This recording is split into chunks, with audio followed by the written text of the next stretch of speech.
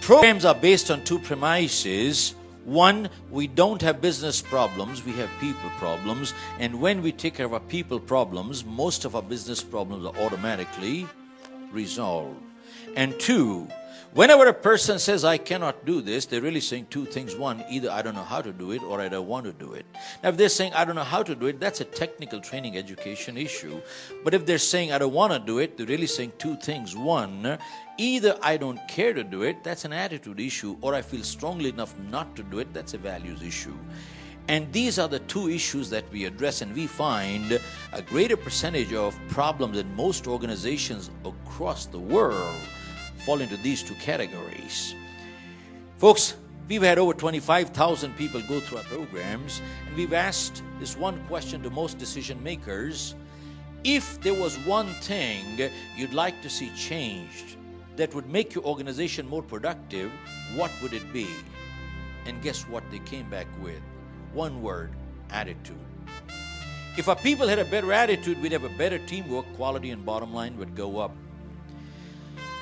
Think about it, folks. How come under the same set of circumstances some people break records while others break themselves?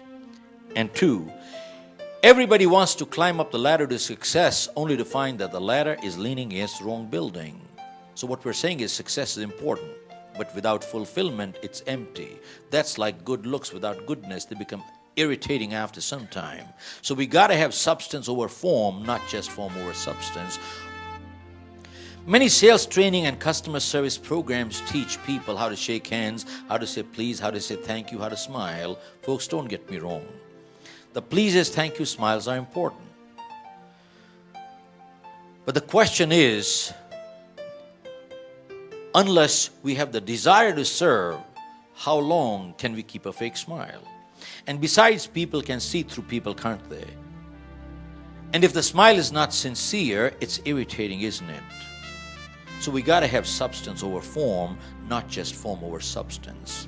And folks, one thing that we find that differentiates us is invariably you hear people telling others what to do. We take a different approach. Our approach is, why don't you? Because we believe most people already know what to do. If you ask a person on the street, they'll give you all the right answers. Ask them, are they doing it? Probably not. So what's missing is the motivation. Now the question is, can we motivate people? The answer is absolutely not. But what we can do is, we can inspire people to motivate themselves, but we cannot motivate them. Why? Folks, motivation is action. I can't act for you. You got to act for yourself. But inspiration is thinking.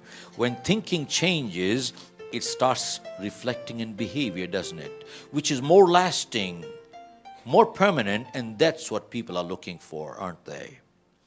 But it raises two major questions. One, why do people get demotivated? And two, who or what motivates the motivator? Till we understand what motivates the motivator, we can never get on autopilot. And unless we get on autopilot, how long do we expect others to push us from outside? It doesn't work. And then we get into issues on communication, which brings us to the point, IT has increased the speed of communication tremendously, no doubt. But unless people know how to and what to communicate, they'll only miscommunicate a lot faster, won't they? And you know the cost of miscommunication faster? It's horrendous.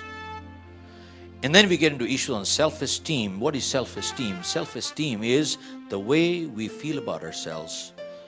When we feel good, the world looks nice, productivity goes up, and relationships are a lot better, aren't they? And the reverse is just as true. And self-esteem is inversely related to egos. Have you seen people with egos like a know-it-all? What do? They talk down to people, don't they? They put down others, don't they? And every decision they make is more to satisfy ego than makes sense. Folks, think about it. Why does a human being put down another human being? It is sadistic but true. There are some people who feel good when the other person feels bad. They feel superior when the other person feels inferior, which means they don't want to lift themselves up, but they want to pull others down. It's very sadistic but true. It happens, doesn't it? And there's a second kind of ego, which is fragile ego. Anything you say, I take it personally, I get hurt. And folks, we talk of teamwork. what do both these egos do to teamwork? They just destroy it. And we find most of the challenges in families, organizations, and societies are self-esteem issues, major self-esteem issues. And then, folks, we get into interpersonal issues. Why do people deal with us? Not because we're the smartest people.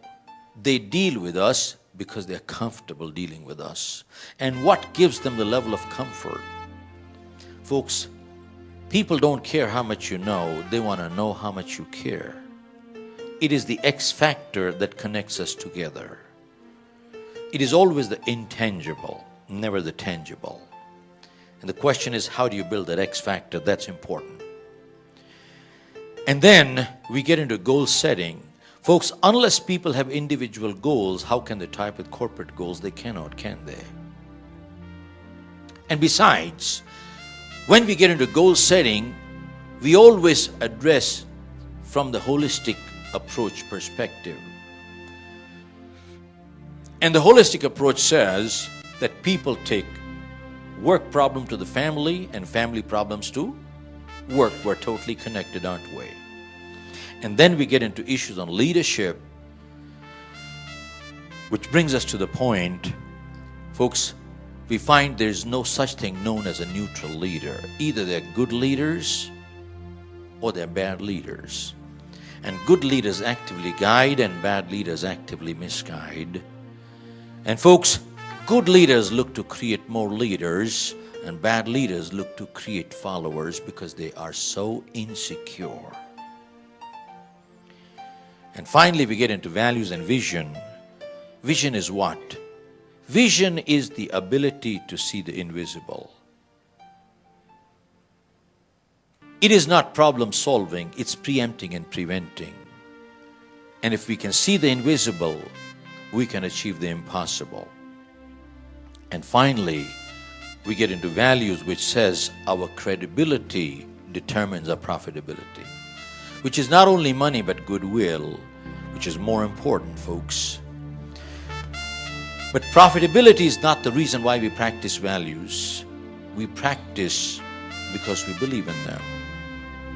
Folks, if we practice values because of profitability, we're acting. Then we should go to Hollywood or Bollywood. We practice values not because of profitability, but because we believe in them. Which means there are things in life that we would do or not do, even if no one is watching, we would still not do it.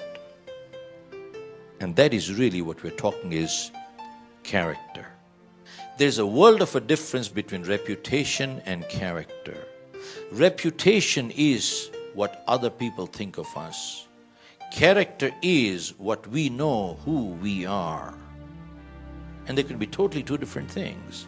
Character is what we would not do. Even if we knew we would not get caught, we'd still not do it. Folks, some people are honest because they don't want to get caught telling lies. They're doing the right thing for the wrong reason. Whereas some people are honest because they believe it's the right thing to do. They're doing the right thing for the right reason. And that's the difference between the two. And folks, finally we close. All this means nothing unless we have a system to put into practice. And that is what is most important, that we do want to walk away with an action plan, don't we?